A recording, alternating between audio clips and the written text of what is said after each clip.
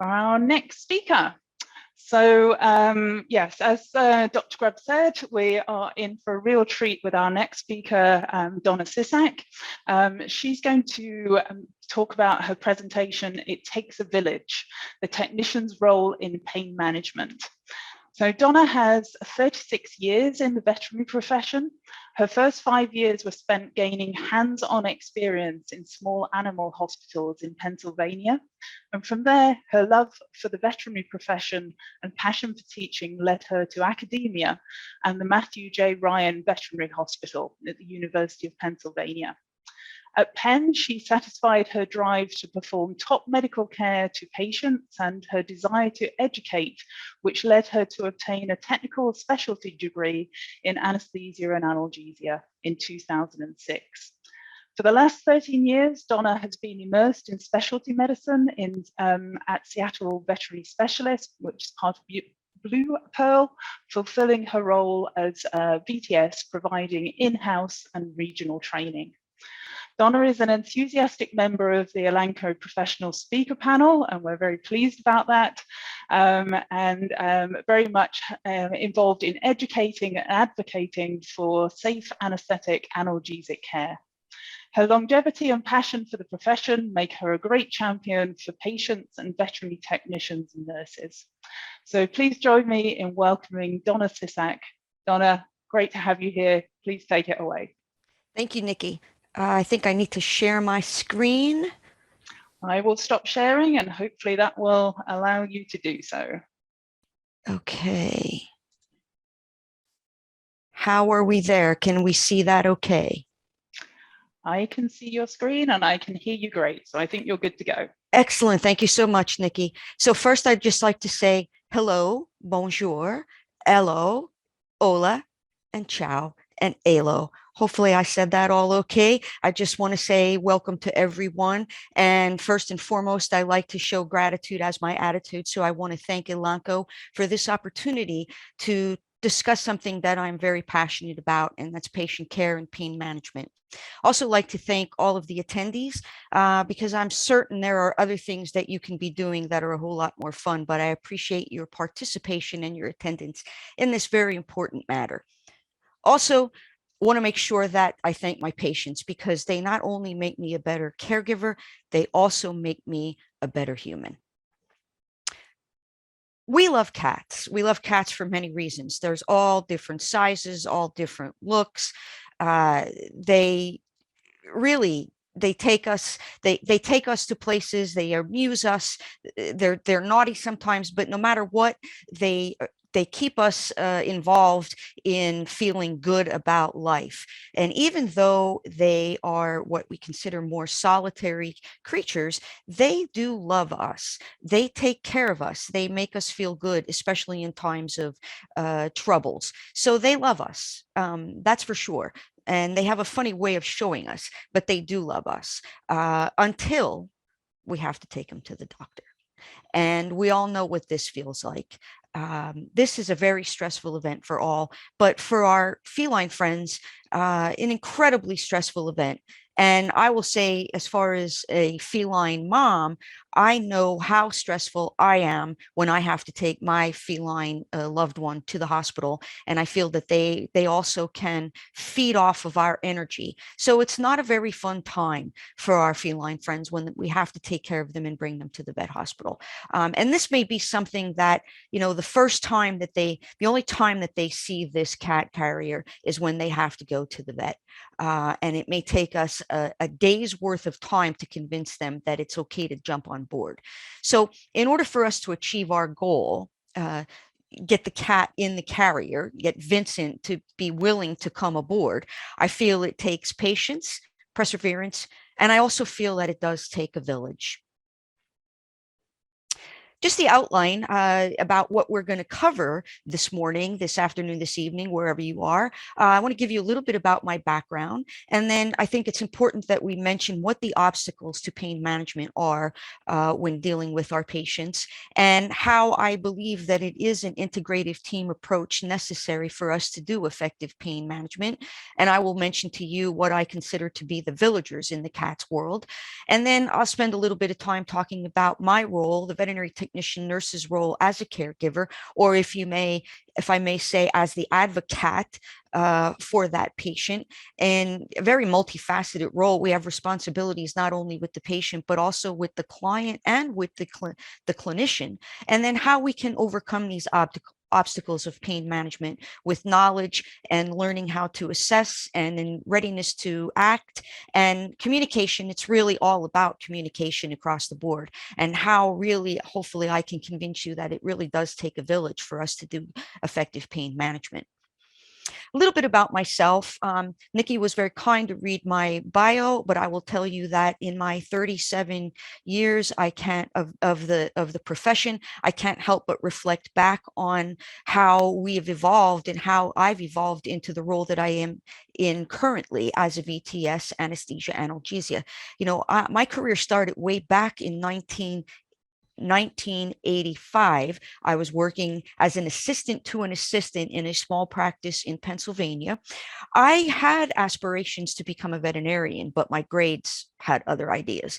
So I always had a passion for pets, cats, dogs, most especially, for their welfare. So I decided to take on a job with a veterinarian. I worked for a few years with a vet in a small practice and decided that I was going to pursue the other alternative, which was to attend a veterinary nursing technician school. That led me to a career at the University of Pennsylvania for 18 years, where in 2006, I obtained my specialty in anesthesia and analgesia. And as of the last 14 years, I have been working in a specialty hospital outside of Kirkland, Washington, and that's in the Pacific Northwest. In this evolution of myself and what I've witnessed in my career, it's been really quite an interesting experience watching pain management and what we understand and learn about pain. We really are doing an incredible job with our patients. And I think, as we learn more, we continue to do better. I also like to just remind myself and everyone about how important it was for me to work with some of the people that I've worked with at a university from all over the world, some of the very best people in the business who influenced me and guided me and mentored me, and also helped me understand that, really good patient care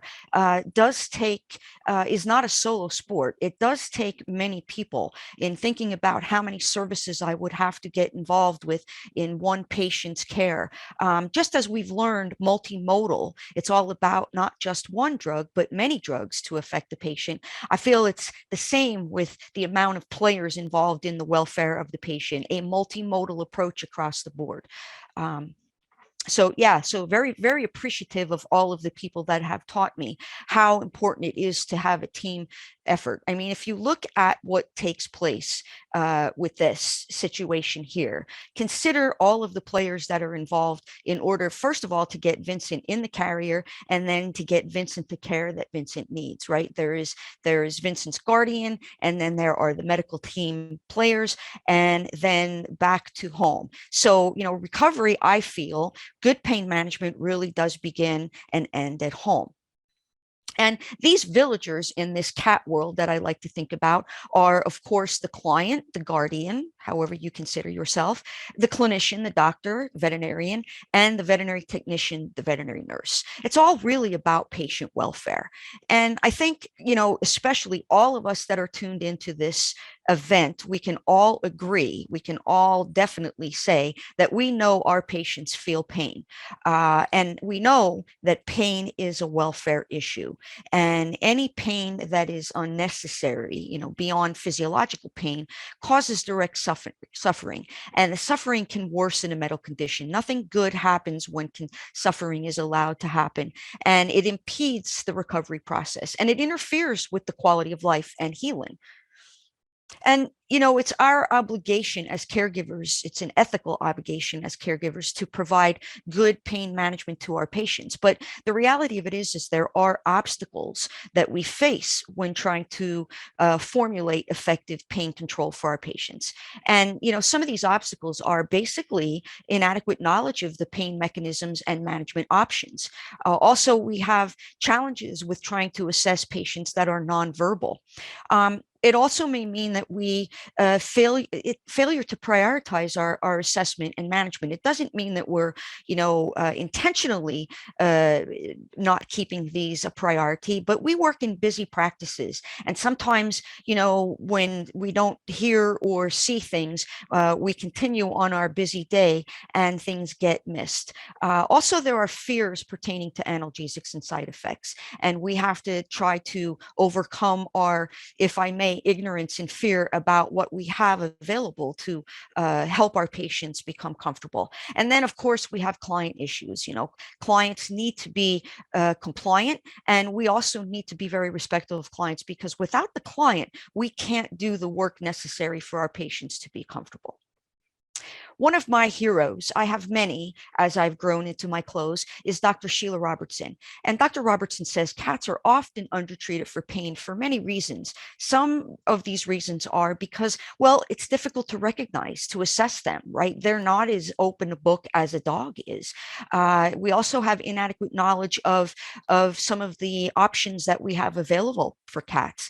And there are also few cat approved drugs. And again, that fear can interfere with our ability to cause to incorporate appropriate pain analgesic drugs to our patients. Fear of these side effects can also be a hindrance for us. We have quite high expectations on us. Clients expect us to provide comfort and care to their patients, right? If you consider the human animal bond where we are right now, our patients have been elevated. The dog and the cat are no longer the dog and the cat. The dog and the cat are the family members, right? These are loved ones that you hear clients tell you, this cat, this dog, I can't live without. I mean, these are important family members. Clients are willing to invest in preventative health care and put, the finances down to improve the quality of their loved one's life.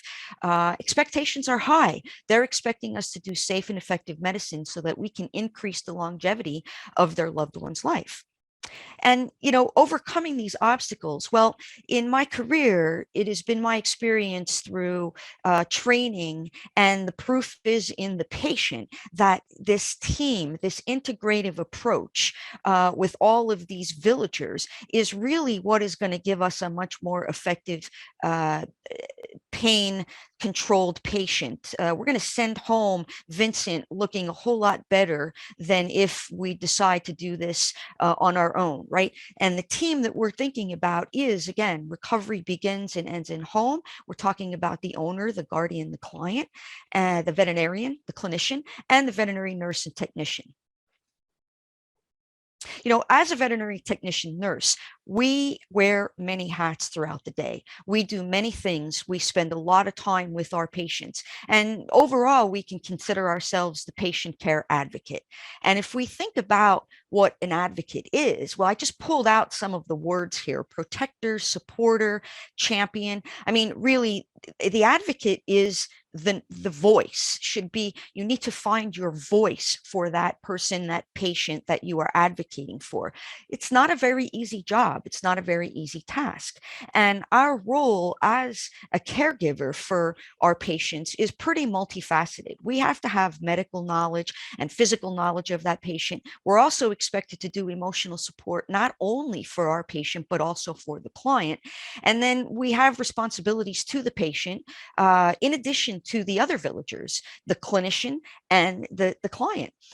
At optimum, the clinician, the veterinarian, can really really kind of look at the veterinary nurse as an integral player in pain management, a true advocate for that patient.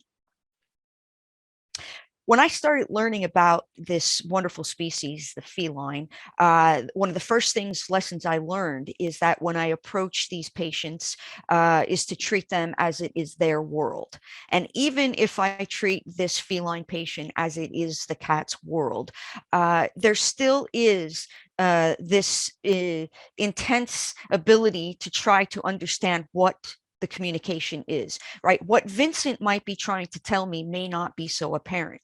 And feline communication is a bit tricky.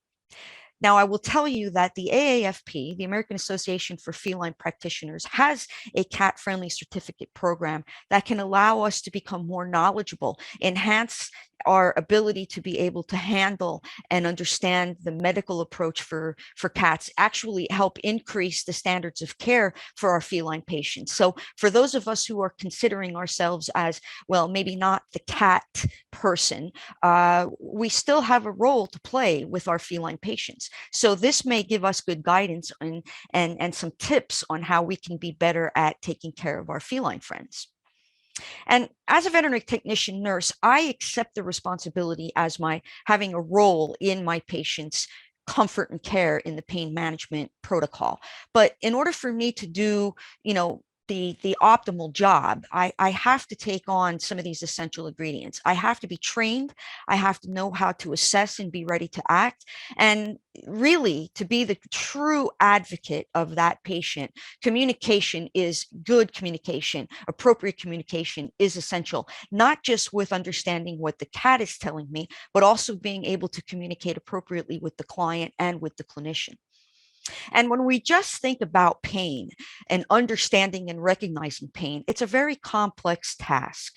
And as veterinary technicians and nurses, a very important part of our training is becoming knowledgeable about anesthesia and pain management. And only when we become really informed on appropriate anesthetic care and analgesic care, really we become a vital force in our patient's comfort. The knowledge that we need to have is, it's no easy task. We need to have the knowledge of pain and pain terminology and understanding the pharmacology of the analgesics, and also what are the principles of pain management. So knowledge really does give us a whole lot of power with our patients. And, when I was learning the physiology of pain, I will tell you, I think we can all agree, it is no simple walk a walk in the park, as I can say. This is a very simplistic description of what the physiology of pain is. Hopefully not a very intimidating picture, but if we look at the drawing of Vincent and we understand what pain really is, in knowing that it is involving what we call a noxious stimulus. And when this stimulation, it's a 3-neuron process. When this stimulation occurs, whether it be electrical, mechanical, or thermal, is allowed to go further in the process, that's where we end up what we call a perception of pain. So that involves transduction, where that energy, whatever it may be, electrical, chemical, or mechanical, is then converted into electrical energy and then transmitted to the dorsal horn of the spinal cord, where lots of things take place. And this is all considered nociception. And it is only when it goes to the cerebral cortex of the brain that we then say, ow, we hurt. So as a veterinary technician nurse, it's important for me to understand the process of all of this, because it's going to give me direction in how I'm going to be able to play a role in what I need to do in order to interfere with all parts of the pain pathways. I also need to be informed of some of the pain terminology, right? There is what we know of as physiologic pain, which is protective pain, and then acute pain, which would be what we consider like surgery. Chronic pain is long-term, that's a typo there, long-term pain. And then neuropathic pain is where we get into some really difficult, challenging types of pain that is going to be harder for us to be able to interfere with and treat. And then this other term, hyperalgesia, excessive sensitivity to pain, and allodynia, which is an inappropriate pain. And again, because pain is difficult to understand and assess, it's because it is a complex syndrome. And it becomes this because of what we call neuroplasticity. And that's the nerve having this ability to be able to be altered. And it makes it really kind of tricky for us, right? Pain is a very unique, a very personal experience. And what people talk about as being pain, pain is what we say it is. But when we're dealing with non-verbal patients, we have to go on the fact of what our interactions are with those patients and what their behaviors are in their communication with us, this non-verbal communication we have to be aware of. And each patient, even though they may be experiencing the same kind of stimulation, may be describing to us how they are feeling in different ways. So we have a pretty difficult task when we try to understand pain. This is an animated, a little bit of an animated slide about what happens when we talk about this surgical pain, which comes in, and we call that an acute pain, that if untreated and allows to go on further becomes chronic pain. And if chronic pain allows to go on to be further, eventually we become neuropathic pain, and we get into this what we call a maladaptive state. This is a hypersensitive state where hyperalgesia and allodynia is present. And this is a very this is very much an interference to the quality of life. We know that we do a better job with trying to prevent pain than we do with trying to treat pain. So our goal here is to try to interfere with this from getting into this maladaptive state.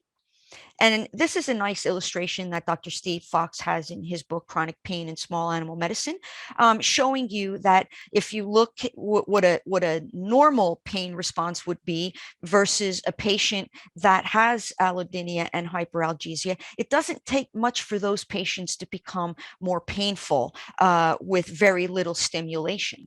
So in thinking about the principles of pain management, you guys have just been really I like to think, I mean, the last hour or two that you spent with Dr. Grubb, I believe it was the last hour with Dr. Grubb. I mean, I've learned so much from Dr. Grubb, and I like this and how she describes the principles of pain management, and just thinking about some of this basically in preemptive analgesia, multimodal analgesia, and continuous analgesia as long as pain is present.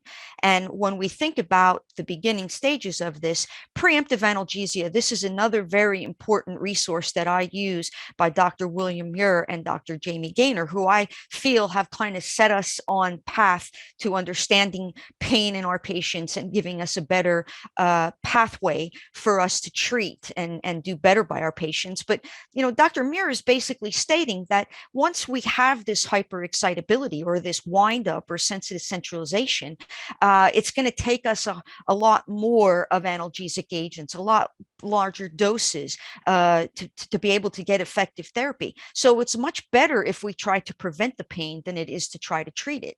And then another one of my heroes, Dr. Mark Epstein, also says that when we think about multimodal, and this is touching the patient as a whole versus as just one injection, but many injections of different drugs that work in different pain pathways, Dr. Epstein says that, not too many drugs, but a sage of effective synergy.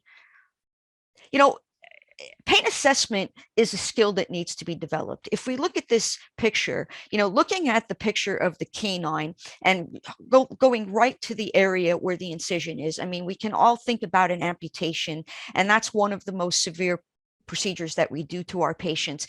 It wouldn't take much for us to just look at this patient and go right to the area of the incision and say, wow, this is a severely painful procedure that was done to this patient. Let me really kind of get a picture about what I think this patient is experiencing, right? It'd be a more obvious look. And dogs happen to be a little bit more obvious about how they communicate to us about what they're experiencing with the pain that they may be feeling. Now, if you look at the cat, we wouldn't necessarily, even if I go back, if you look here, we see that we have a shaved abdomen, but we don't really know what's going on. And, we can't really say for sure until we really hone in on looking at the face of this cat. And, I think we could all agree, looking at the facial expression of this feline patient, this cat's not very pleased about, could be anything, but we always want to take into consideration that it may be pain that this cat may be trying to communicate to us. So this is a skill that really needs to be developed. That is, another big responsibility that we have if we're going to do effective pain management.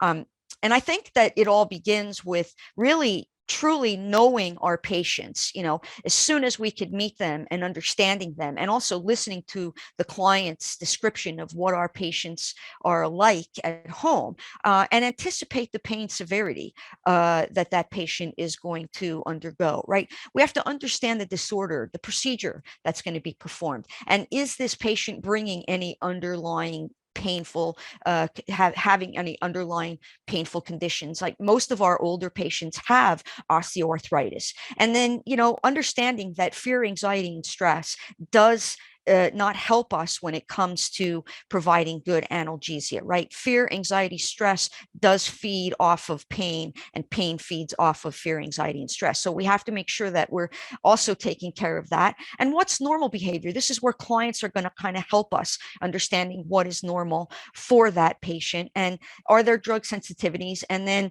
are we dealing with a very old patient, a very young patient, or a critically ill patient? So all of these things I think are important for us to understand in when we're trying to do a good pain assessment. But basically, we're really looking at behaviors, right? Postures and activities, and how patients interact with us, and have they become more social or less social? And really a lot now that we're looking at is facial expressions.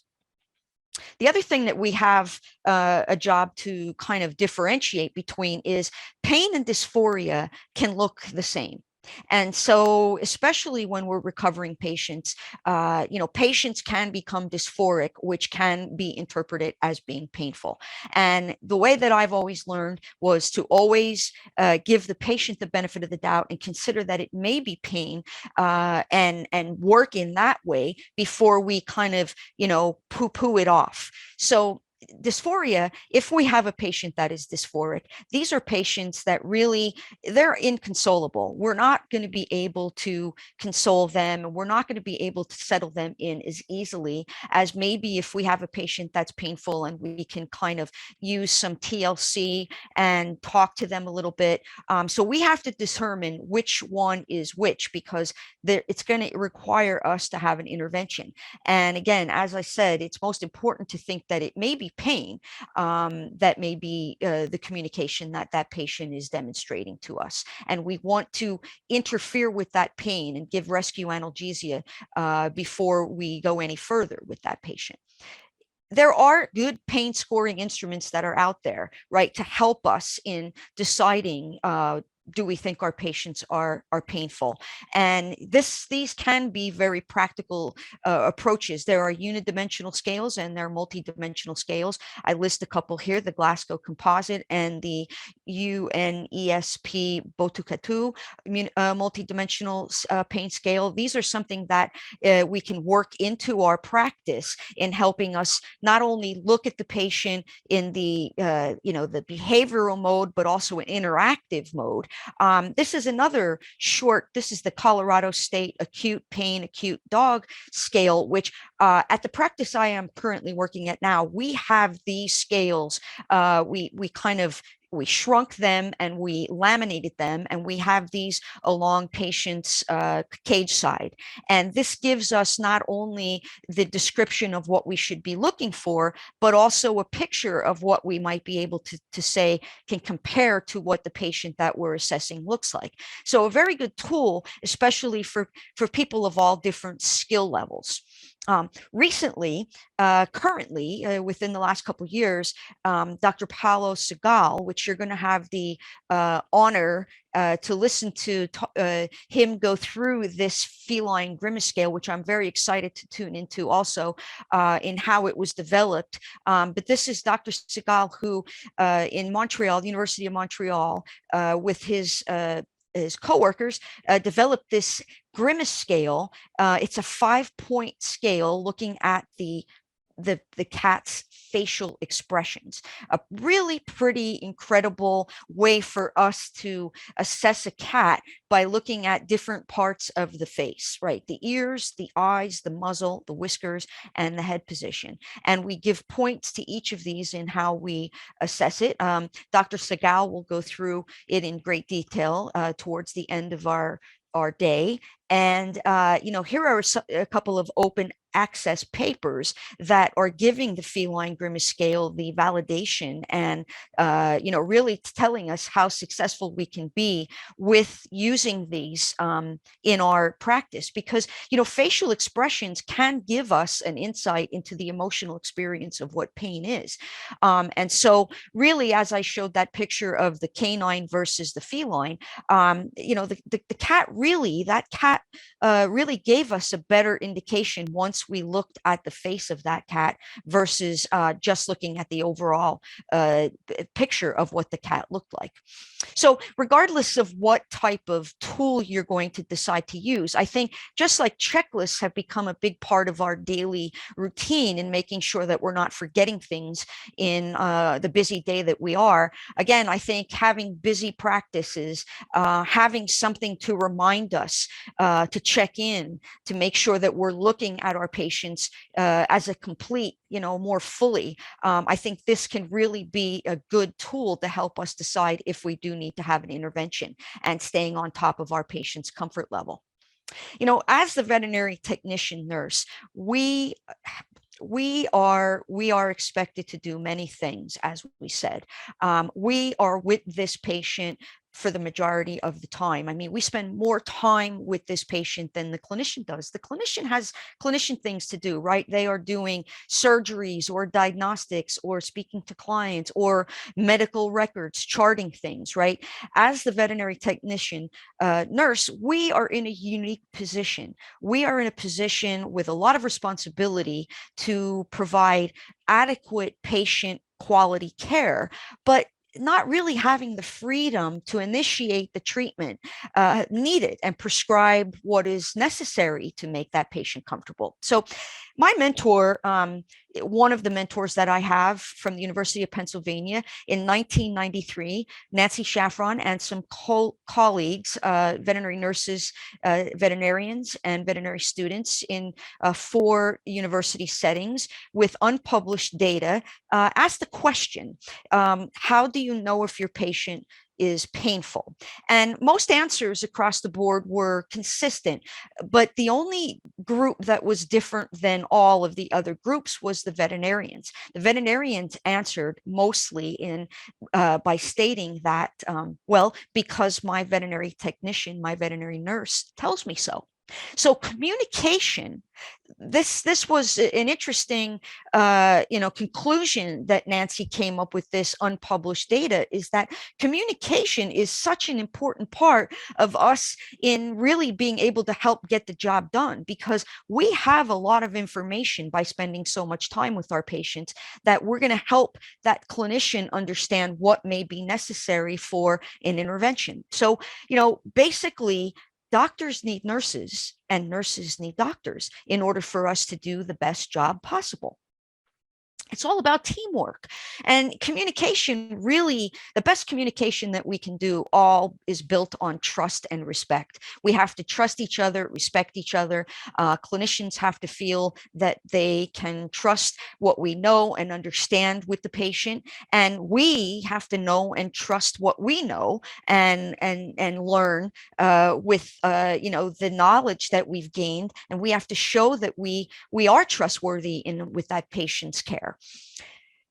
This communication also was very important because we have to create an effective pain management plan.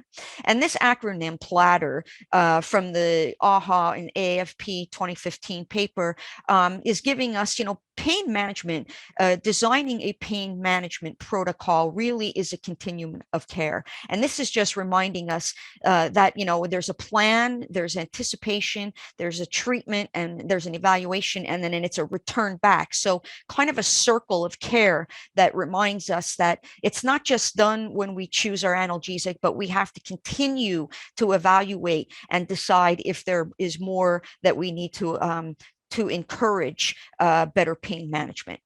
And this is another example here of where clear and effective communication is so important. Again, one of the top mentors in my life, Nancy Shafron, who hired me at the University of Pennsylvania back in the 1990s. This is a paper from 2008. Now, this paper is a very robust paper that talks about the veterinary technician's perspective in pain management. And, Nancy taught me so many things when it came to patient care in my experience working with Nancy. But one of the things that she really taught me was incredibly important when I was dealing with the patient, not just with understanding the medicine and being able to deal with the patient and what they were saying to me, but was how to communicate with the clinician in order for me to get a positive outcome.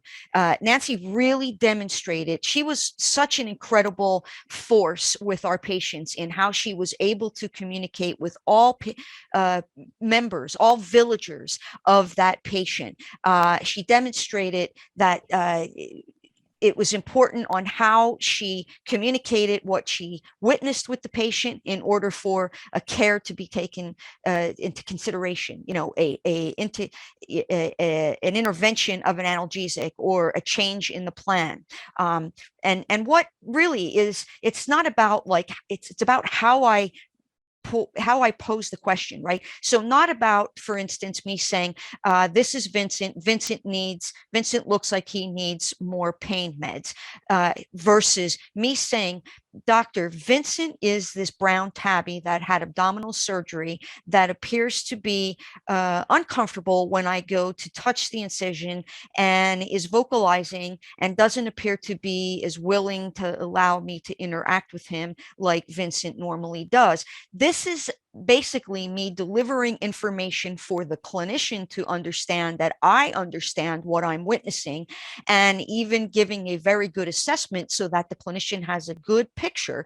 And sometimes it may even mean that I take the clinician to cage side with me if possible and say, if you will, please, doctor, come witness this patient with me so that I can get approval for an intervention. This is incredibly important. And this is something that I have learned that as I have grown into my close, the better I communicate with my clinician in regards to the facts and what I know, in showing that I have good ability to assess the patient, is going to get me a better successful intervention if needed. And, you know, we're all on the same page. I mean, our goal is to get Vincent home, because as we know, recovery begins and ends at home. And the best place to recover is at home.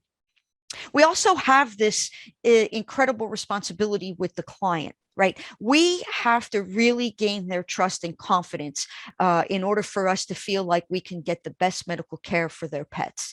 And in order for them, if they can trust us, if they could really feel confident with what we know and what we've demonstrated with their loved one, then that's going to maybe hopefully get better compliance, right? They're also going to be relying on us for us to help them have this successful outcome, right? We're going to have to give them medical and emotional support, and also trying to tell them about how important it is to get their loved one to the hospital without a lot of stress, right? Helping them understand that there are low stress mechanisms, pharmacologically and non-pharmacologically, that can help Vincent get to the veterinarian, to the hospital easier than and making it a better trip than having to wait for half the day to get Vincent into the carrier, right? It's our role to educate and guide clients on pain assessment and behaviors, and let them know that, you know, this is no easy ride in, but because cats love us, we have to show them that we love them, and we need to treat them appropriately when we need to get them into the hospital. The clients are going to rely on us to help give them guidance with this nonverbal communication that their loved ones are communicating to us in regards to their comfort. And also, how am I supposed to get these medications into? You know, cats are challenging to get medications into, so they're going to require us. Clients are going to lean on us to help them understand that there are ways that we can help medicate cats a lot easier than trying to force a pill into their mouths. And then, you know, understanding that clients do like to be a big part of their loved one's recovery, we might suggest that they keep a log, and we stay connected and communicate with these clients on when they gave medications and what behaviors were noted. I mean, we're basically building this relationship with the client in order for us to be able to feel like we're doing and assuring that the patient is getting the best absolute care possible. This is a great website, painfreecats.org, that we can refer our clients to investigate and inquire, asking them if they feel that their loved one is painful. This is another one of my heroes, Dr. Duncan LaSalle's, who is doing a lot of work with osteoarthritis. But this website gives clients the ability to see different videos of how cats move and interact, and may give them the information that they wouldn't know necessarily that their cats were painful. We can also share the Grimace scale with their clients in regards to understanding if their loved one is trying to tell them that they're painful.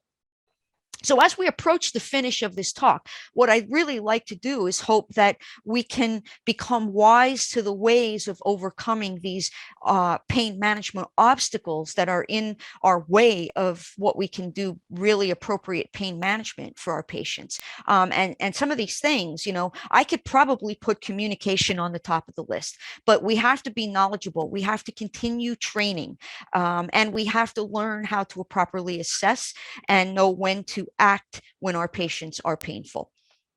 So in overcoming these obstacles, in regards to knowledge and education and training, when it comes to the medical team members, right, each team member does have a role in the patient's comfort. And that would be the clinician versus the veterinary technician, nurse, or the assistant. And so we all need to know what our role is. We all need to understand that there are different types of pain, and different types of pain require us to treat them differently. Understanding what we have as far as treatment options is also very much important, and continuing our education with hands-on training and events such as the one that you are all attending today.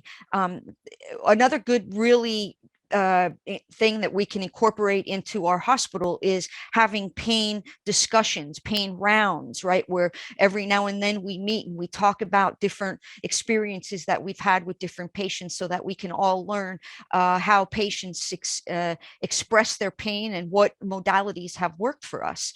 And I think it's also our job, our role, to compose organized written medical documents for client education, so that they have something, a hard copy, they have a tangible piece of document that they can refer to when it comes to understanding their loved one's care.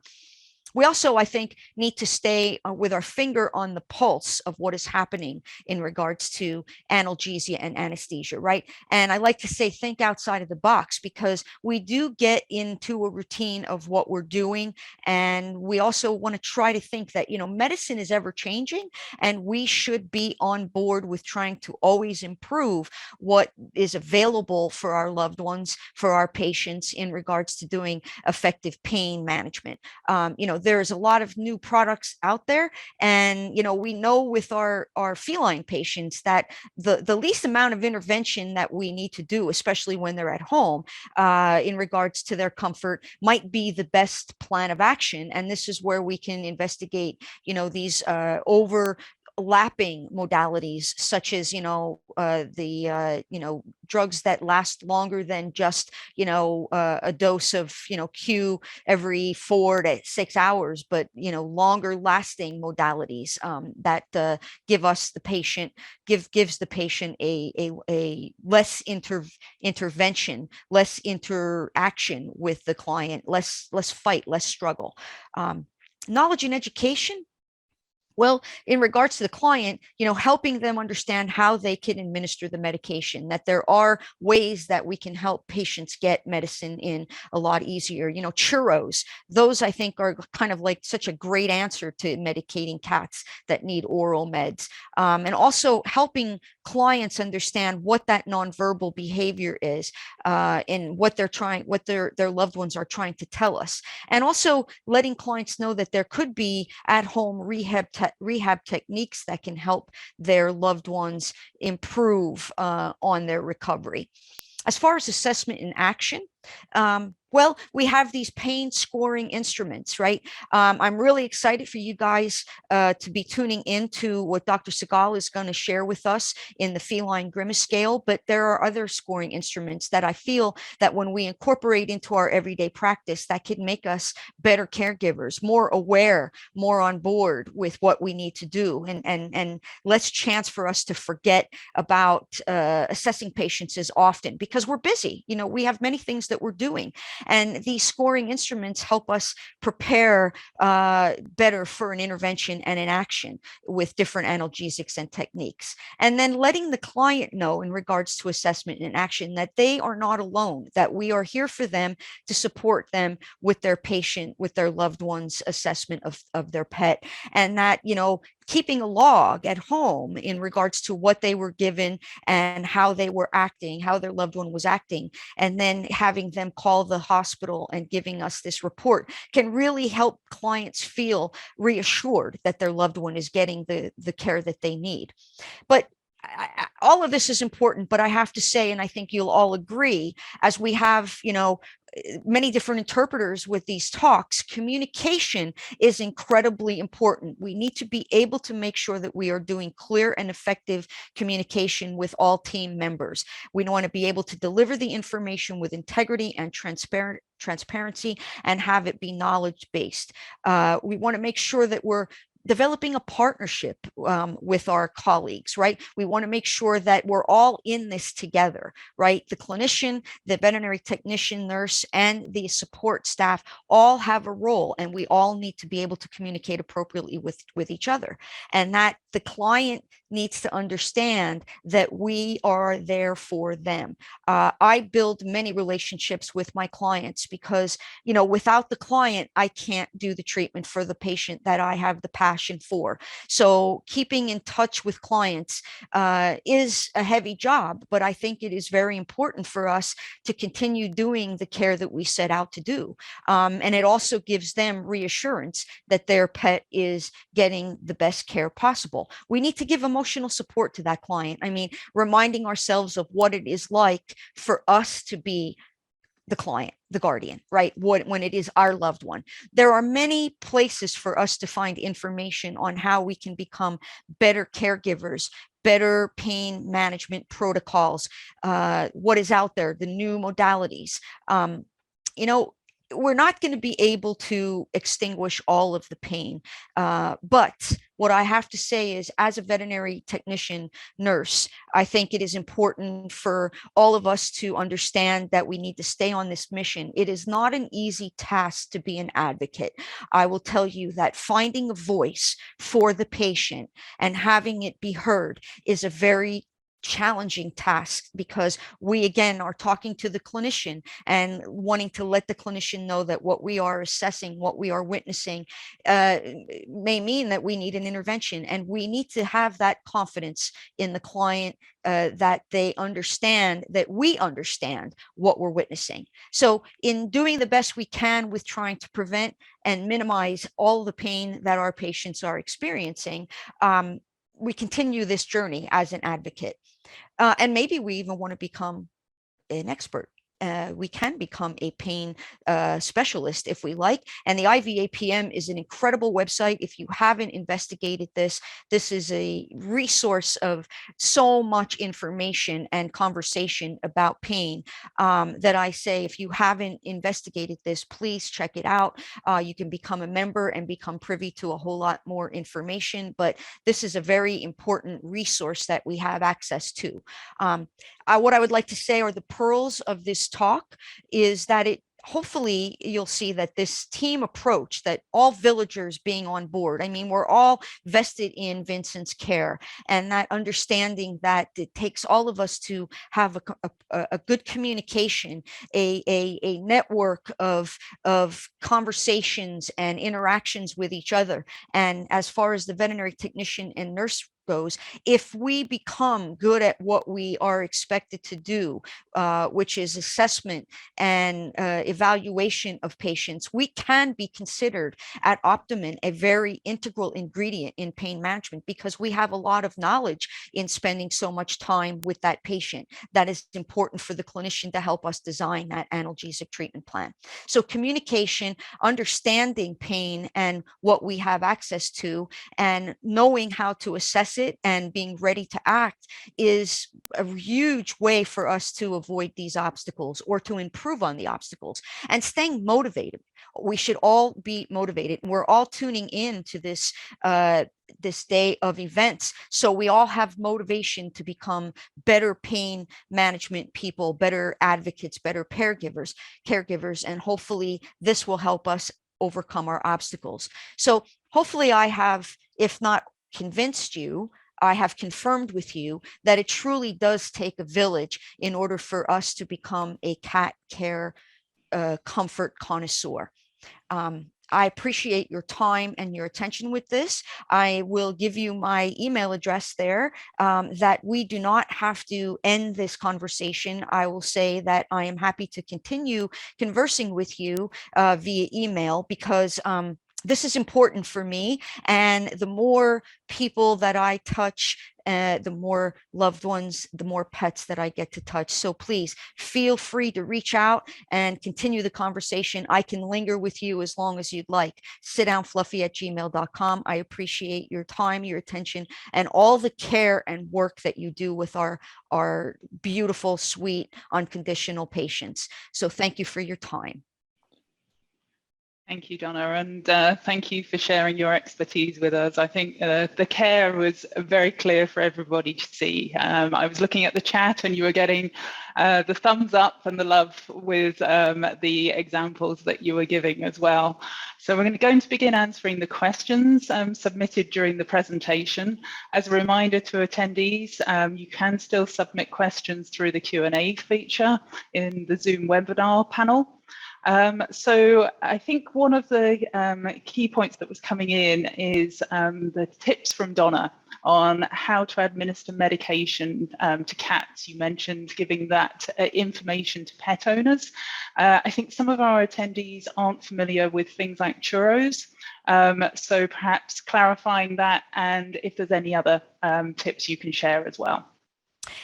Excellent question. Yeah, churros. I myself have just not too long ago have been introduced to what we call churros. And churros, I wish I would have had a picture on here, but churros are these little packets, very palatable little kind of like tubes of pasty flavors that cats seem to love, right? Tuna and salmon and chicken, the variety of flavors that cats love, that if you need to put a medication, we know it's difficult to pill cats. Some of us that are even experts at medicating cats can have a challenging cat to get a pill in, but these churros allow you to, you can crush up the medication and mix it in with this pasty palatable treat. And a lot of times these cats will just lick it off of your finger or out of the tube. The other thing is, if you want to trick the cat also, and sometimes at home, if you can get the cat to be a little bit hungry, right? Some cats have voracious appetites at home. And, I've had cats where they would eat every time you offered them food. But if you held the food off for a little while and allowed them to become a little hungry and gave them their churro, that would help get that medication in also. There's also, now what we're hoping to move towards are these bridging the gap of pain control by using modalities that are longer lasting medications, like where we have drugs that last for longer than 4 to 6 hours, but 24-hour pain control, or even a drug called Nocita, which is a liposomal bupivacaine that can last up to 68 to 72 hours of pain control that I don't believe is outside of the United States yet, but I'd say keep your ears open for a drug that is a liposomal bupivacaine. But, if we can bridge the gap, that's also going to help less intervention with the client at home. But check out Churros, Churros. It's a pretty amazing little treat that I've seen a lot of cats really enjoy, and really help clients be able to administer the medications. Thank you. So a couple of questions on the pain scoring and the scales. In a hospital that's not currently utilising those, have you got any advice on how to get everybody on board and started? And linked to that, somebody interested in getting hold of the CSU pain charts, where do they do that? Excellent question. Yeah, change is difficult, and adding something new, like we can think about it how checklists, we all know that that having a checklist is a very good, it's a safe, and it makes us more effective, more efficient, where, initially when you work a checklist in, a lot of people think it's to interfere with your efficiency and it's going to slow you down. And that's difficult to get on board with. And that's a change in the practice. And I think that adding a pain scale, and I like the CSU because it is something that is quick, and you can, I believe you, it's just a matter of going online. You can have open access to this. And what we did is and if you're having trouble finding it, please email me and I'll send you it. But we shrunk it and we made it into, kind of a less than the size of the patient's record, and we laminate it and we put it on different cages. And it's a good visual for us to not only see what is prompted in regards to the behavior and the interaction and the body, tension and positioning, but also a picture of how that patient may look. I think how you could get those started is to start the conversation. I mean, I think it takes, maybe there is one person or a couple people that become like the pain management people of the hospital, where you go out and you decide to start this mission on educating the staff about how we can do better care. And that, just like with checklists, we become safer and we do become more efficient. We can let people know that once we become comfortable with a consistent pain scale, we're gonna become better at assessing patients and doing better effective pain management. And I think, again, this Grimm scale that Dr. Segal has is really, I mean, I have that now posted throughout all parts of our hospital, and I have a lot of variety of individuals with different levels of experience coming to me saying, now I understand what this cat is trying to tell me. So I think it's a challenge to get launched, but it does require us to be persistent with the right voice, right? Saying that we think that this is going to be something that's going to help us all have a better understanding of what our patients are trying to communicate to us. And I'd say, just again, email me and we can continue this conversation. If you have concerns, if you have roadblocks, I can always continue the conversation with you to let you know how we can maybe go through those roadblocks, those obstacles. Okay, we've only got 1 minute left on us, so very quick answers. We've got a quick clarification on, is the certified veterinary pain practitioner for DVNs veterinarians, or can veterinary technicians, nurses become certified as well?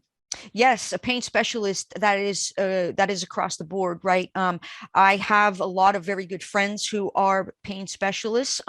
It's a whole different specialty than the anesthesia analgesia specialty. It's those of you who may have investigated becoming a specialist, and if I may just put that out there, anyone interested in becoming a VTS anesthesia analgesia, stay connected with me. I'll help you as best I can with this path.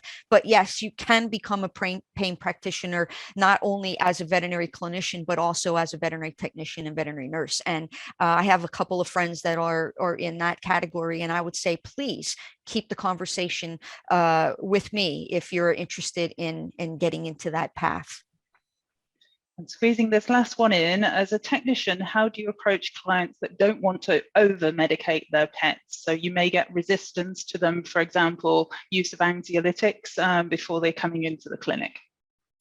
That's another very good question. I mean, you really have to formulate a relationship with the client where they immediately, after a period of time of conversing with them, they trust you and they are willing to listen to what you have to say. I find sometimes what helps is also sharing stories with them about other patients that I've dealt with, or actually having them be considering that they were their own loved one, that they were their own cat. How would you want to be if you were in that situation, right? So kind of role reversing a little bit, but I think sharing stories with clients, first building that trust and confidence with them, letting them understand that you're on their team and that it is important to keep that loved one not only comfortable, and the comfort is going to come by also helping that loved one not be so anxious and worried and stressed, and that we have to keep them calm and quiet. But sharing stories and also helping clients understand that their loved one, it could be them that is recovering, and how would they like to recover in a calm, quiet, comfortable environment. So not just analgesia, but also quiet surroundings and additives that could help that experience be a lot more tolerable, and get through it a lot quicker. Wonderful. Now we've got to let everybody get a break. It's been a long series of sessions, so I have to finish that there now, Donna, but thank you for an excellent presentation. Indeed, thank you to both of our speakers this morning for an incredible series of continuing education presentations, and we're looking forward to the next three after